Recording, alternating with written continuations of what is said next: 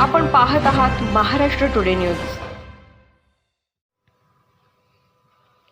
केज बीड जिल्ह्याच्या केज तालुक्यातील एक गाव साळेगाव केंद्रांतर्गत गांजी येथील जिल्हा परिषद शाळेत सहशिक्षकाचा बेजबाबदारपणा, गैरहजेरी यामुळे विद्यार्थ्यांचे अभ्यासाचे शिकवणीचे अतोनात नुकसान होत आहे, ज्यामुळे पहिली ते चौथी हा विद्यार्थी जीवनातील महत्त्वाची पायरी आहे। याच कालावधीत विद्यार्थ्याचा शैक्षणिक पाया मजबूत होतो आणि अशा वेळी शासनाचा फुकट पगार घेऊन जर शिक्षक बेजबाबदारपणे वागत असेल तर त्याच्यावर कारवाई व्हायला पाहिजे। गांजी येथील जिल्हा परिषद शाळेत शासनाकडून 2 शिक्षकांची नियुक्ती करण्यात आली। एक श्रीमती सिंधुताई मुंडे सहशिक्षिका तर सोबत सहशिक्षक म्हणून दिनकर पवार, परंतु दिनकर पवार हे सहशिक्षक शाळेवर हजरच राहत नाहीत। पहिली ते चौथी या वर्गात एकूण विद्यार्थी 32 आहे, परंतु दिनकर पवार हे सहशिक्षक सतत गैरहजर राहिल्याने विद्यार्थ्यांचे खूप नुकसान होत आहे।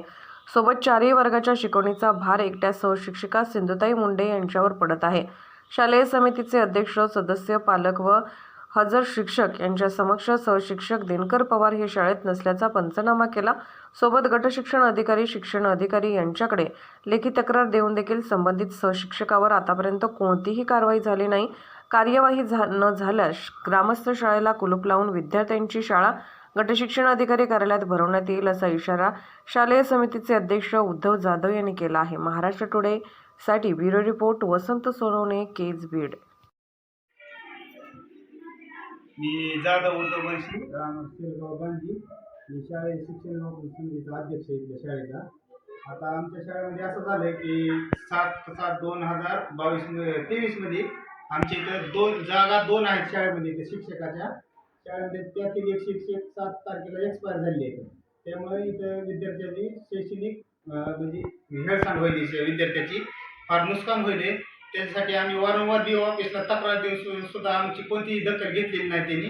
त्याच्यामुळं याच्यावर काहीतरी शासनानं हे निर्णय घ्यावा ही आमची विनंती आहे गावकऱ्यांतर्फे, शालेय शिक्षण व्यवस्थापन तर्फे।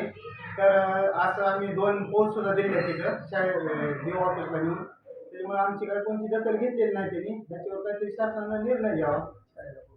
नाहीतर 2-4 दिवसामध्ये जर शाळेला आमच्या शिक्षकांना दिला तर आम्ही येत्या सोमवारी शाळेला कुलूप लावण्याचे गावकऱ्यांतर्फे।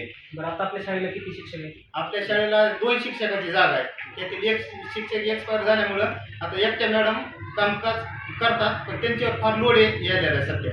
त्यामुळे ती काय विद्यार्थ्यांकडे काय लक्ष लागणार येते म्हणून आज रोजी आपल्या या शाळेवर किती शिक्षक कार्यरत आहेत?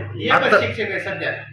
पण आमच्या शाळेला 2 शिक्षक, अजून एक शिक्षक नियुक्त केलेला होता पवार सर म्हणून, ते काही शाळेवर येत नाहीत। असे म्हणजे आलो गेलो बिगर गरज आता निघून जातात, असं म्हणजे त्यांचं चाललेलं आहे। आपण म्हणतात आपल्या शाळेवरती आता कार्यरत आहेत नाही, म्हणजे नियुक्त आहेत, पण इथं शाळेवर काही येत नाहीत ते अधून मधून। आता किती दिवसापासून ते शाळेवर नाही? आता सध्या 8 दिवस झाले, म्हणजे आता एक माग येतच नाहीत आणि त्यांची काही नियोजित राजा दिलेली नाही। याच्याविषयी आपण आता व्हिडिओ सकाळी मी भेटून आलो सकाळी, पण त्यांनी आम्हाला असं सांगितलं की मी त्यांनी DEDची का BEDची परीक्षा तिकडे पाठवले। मी विचारलं त्यांनी की त्यांची काय रजा आहे का, नाही म्हणजे त्यांनी मीच पाठवले, 2 दिवसांनी शाळेवर येतील असं